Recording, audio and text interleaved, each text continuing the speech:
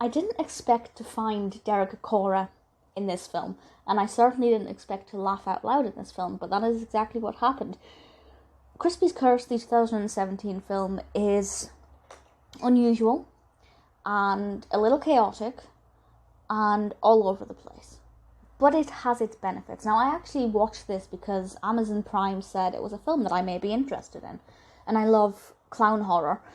This is actually a comedy. It's not scary at all, unless maybe you're phobic of clowns, but it's not actually a scary film.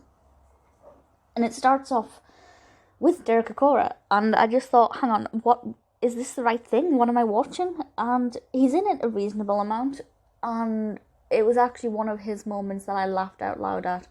I don't want to spoil it, but it's the moment in the kitchen, and I just think his performance was brilliant, as was Darren McAree's performance. I hope I've pronounced that correctly.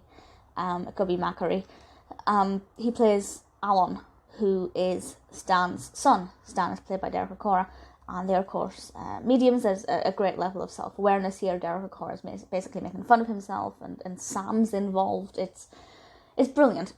But once you get out of that aspect, it's kind of unusual. So there's one bit that I liked where we have this woman whose husband has just gone missing, and there's an eerie, potentially spiritual presence in the house, and she calls in detectives and a medium and energy surveyors to try and help her identify what it is. And then we have a story involving this heavy metal band, and for the most part they were exceptionally boring and didn't add anything to the narrative.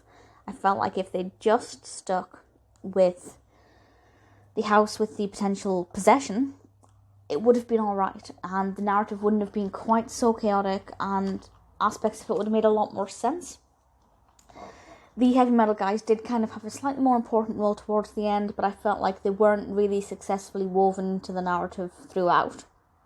Whereas, Alon and the house that's potentially possessed have a bit more of an interweaving, and they make a lot more sense. As for the clown character, the costume is great. It's gimmicky. It's not, we're not getting the intricacies of the second Pennywise film.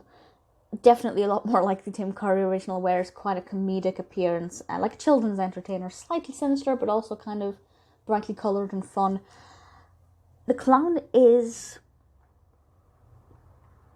well, he's not scary, and he's not in a lot of it, but when he's in it, he definitely dominates the screen. And that's a good thing, because it's all about him in theory, but largely I feel like the clown's absence is more prominent than his existence. Maybe one could argue that that's to build suspense, but I kind of feel like it's just not what was delivered.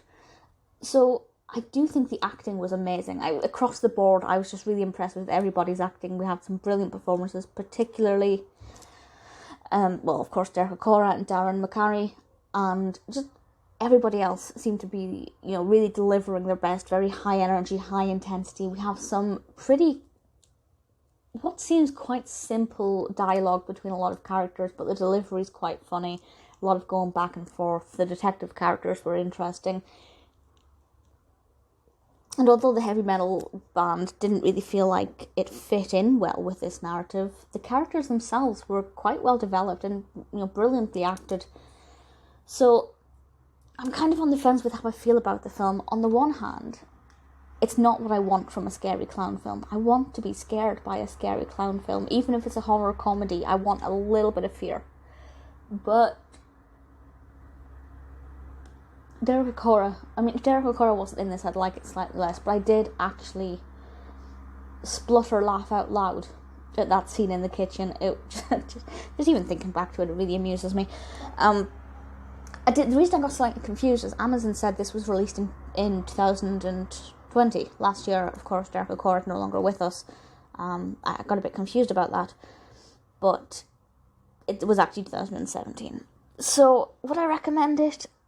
Yes, on the condition that you don't take it seriously. The film doesn't take itself seriously. It's very self-aware, though, and although the narrative is absolutely chaotic and all over the place and just not very well delivered at all. The acting is great, the dialogue's entertaining, the costumes, particularly for the clown, are engaging and interesting. There are a few shock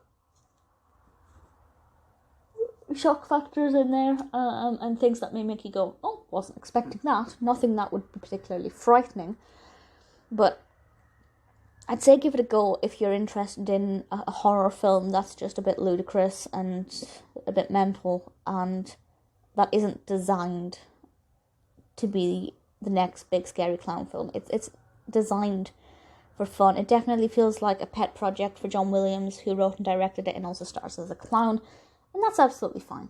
It's not so amateurish that it just feels like a bunch of, well, amateurs with a camera. There is actually a lot of skill gone into this.